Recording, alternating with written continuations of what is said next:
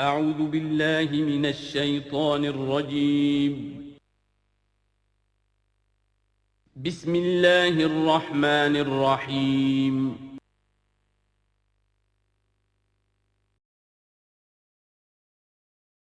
اعجاز قرآن مجید کے کیا کیا ہے؟ معجزہ تو یہ ہے، حضور کا اصل معجزہ یہ ہے، لیکن معجزہ کس کس پہلو سے ہے؟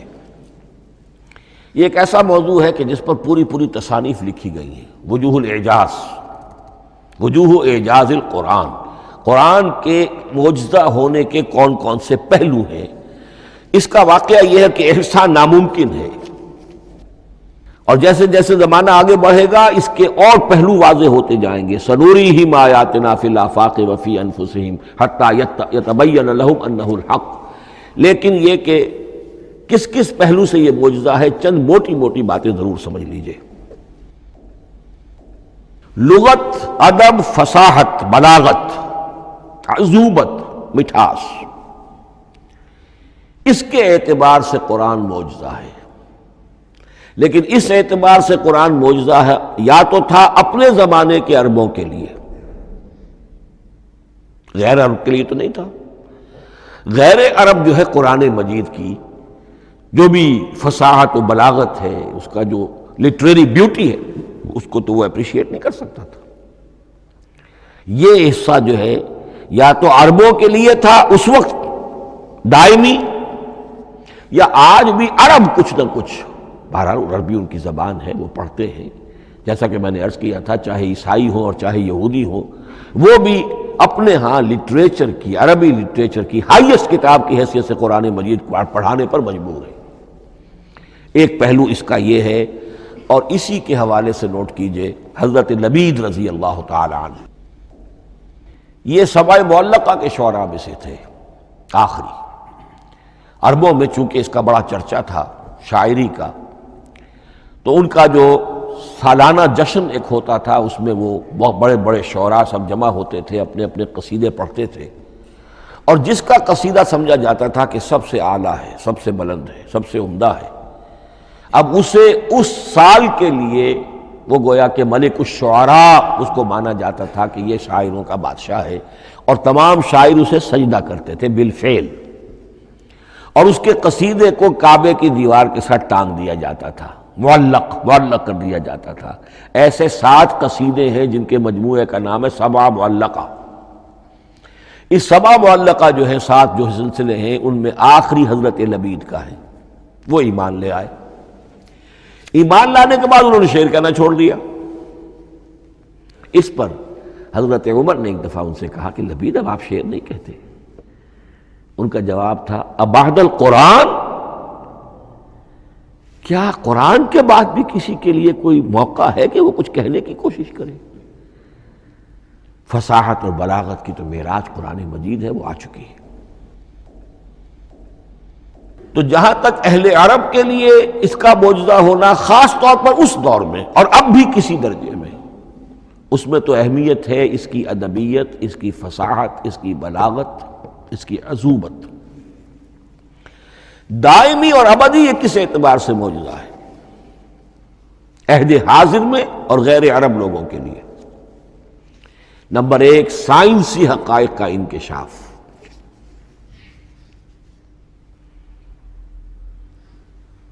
جس طریقے سے کہ یہ سائنسی حقائق منکشف ہوتے چلے جا رہے ہیں ابدی طور پر، میں ڈاکٹر مورس بکائی کا حوالہ دے چکا ہوں، اور پروفیسر ڈاکٹر کیتھل مور کا حوالہ دے چکا ہوں، ان کو ذہن میں رکھیے۔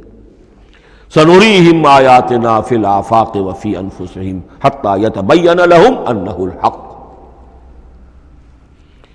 نمبر 2، حضور کا وہ کارنامہ کہ آپ نے ایک عظیم انقلاب برپا کر کے دکھایا، اور وہ نظام قائم کر کے دکھایا کہ جس سے بہتر، جس سے عادلانہ، جس سے زیادہ منصفانہ کوئی نظام دنیا میں نہ آج تک قائم ہوا ہے، اور نہ اس کی کوئی دوسری نظیر پیش کی جا سکتی۔ یہ ہے سب سے بڑا معجزہ، اور معجزہ ہوا قرآن سے۔ اتر کر حرا سے سوئے قوم آیا اور ایک نسخہ کیمیا ساتھ لایا۔ یہ سارا معجزہ، جیسا کہ میں نے شروع میں عرض کیا ہے، محمد اور قرآن دونوں مل کر بینہ بھی ہے تو رسول من اللہ یتلو صحفا مطہرۃ فیہا کتب قیمہ، اور قد انزل الیکم ذکرا رسولا یتلو علیکم آیات اللہ المبینات۔ یہ معجزہ جو ہے جس کے حوالے سے دنیا میں بڑی بڑی شخصیات نے شہادت دی، ایم این رائے اس صدی کا ایک بہت بڑا انقلابی شخص، کمیونسٹ انٹرنیشنل کا رکن، اس صدی کی ابتدا میں جو شعلہ تھا، جو غلغلہ تھا، جو ولولہ تھا بولشوک ریولوشن کا، اور جو دنیا کے اندر ایک دھوم مچ گئی تھی، اس کو ذہن میں رکھیے۔ اور اس پہ کمیونسٹ انٹرنیشنل کا رکن ایم این رائے، 1920 میں اس نے لاہور میں ایک خطبہ دیا تھا، ہسٹوریکل رول آف اسلام، اور اس نے کہا تھا تاریخ انسانی کا عظیم ترین انقلاب وہ ہے کہ جو محمد نے برپا کیا صلی اللہ علیہ وسلم۔ آج بھی یہ کتاب بھارت میں چھپتی ہے، بامبے کا ایک پبلشر شائع کرتا ہے، historical role of Islam by M N Roy. پھر آگے چلیے، ایچ جی ویلز اگرچہ انتہائی رقیق حملے کرتا ہے حضور کی زندگی کے بعض پہلوؤں پر، جیسے رشدی نے کیے ہیں، یا جیسے تسلیمہ نسرین ایک بنگالی خاتون نے کیے ہیں، اسی طرح کے حملے کیے اس نے بھی۔ اور یہ اس لیے بتا رہا ہوں کہ یہ اسٹیبلش ہو جائے کہ وہ دوست نہیں ہے، دشمن ہے۔ عربی کا ایک مقولہ یہ ہے کہ الفضل ما شہدت بہ الاعداء، اصل فضیلت تو اس شے کی ہے جس کی گواہی دشمن دے۔ دوست تو تعریف کریں گے، قابل تعریف شے کی بھی تعریف کریں گے، بڑھ چڑھ کر کریں گے۔ یہ بھی ہو سکتا ہے کسی قابل مذمت شے کی بھی تعریف کر بیٹھے، دوست تو ہوئے۔ دشمن جو ہے وہ تو ظاہر بات ہے اسی بات کو مانے گا جس میں کسی شک و شبہ کی گنجائش نہ ہو۔ اس لیے میں نے عرض کیا کہ دشمن ہے، رقیق حملے کرتا ہے، لیکن آخر میں جب آتا ہے concise history of the world میں چیپٹر جو ہے حضور پر، اس میں خطبہ حجۃ الوداع کا وہ حوالہ دیتا ہے، لا فضل لعربی علی عجمی ولا لعجمی علی عربی ولا لأحمر علی اسود ولا لأسود علی احمر الا بالتقوی۔ اور پھر لکھتا ہے کہ اگرچہ انسانی حریت و اخوت و مساوات کے واعظ تو پہلے بھی بہت کہے گئے تھے، یہاں تک کہ مسیح ناصری حضرت عیسیٰ علیہ السلام کے ہاں بھی ہمیں بڑے واعظ ملتے ہیں، لیکن یہ ماننا پڑتا ہے کہ تاریخ انسانی میں پہلی مرتبہ ان اصولوں پر ایک انسانی معاشرہ قائم کر کے دکھایا محمد نے صلی اللہ علیہ وسلم۔ Although the sermons of human freedom, fraternity and equality were said before also, and we find a lot of them in Jesus of Nazareth, but it must be admitted that it was Muhammad sallallahu alayhi wasallam who established for the first time in history a society based on these principles. اسی طرح کی گواہی آج سے تقریباً 20 سال پہلے امریکہ کے ڈاکٹر مائیکل ہارٹ نے دی، a selection and gradation of the 100 most influential personalities of human history. اور نمبر 1 پر محمد کا ذکر کر رہا ہے صلی اللہ علیہ وسلم، اور کہتا ہے naturally I owe an explanation, میں عیسائی ہوں اور ابھی تک عیسائی ہے وہ، اس کی موت کی بھی ابھی کوئی خبر نہیں آئی ہے، عیسائی ہے، لیکن یہ کہ اس نے حضور کو نمبر 1 پر رکھا، حضرت عیسیٰ کو نمبر 3 پہ لے گیا، تو naturally I owe an explanation. اور پھر ایکسپلینیشن دی ہے، this is because he is the only person supremely successful in both the religious and secular fields.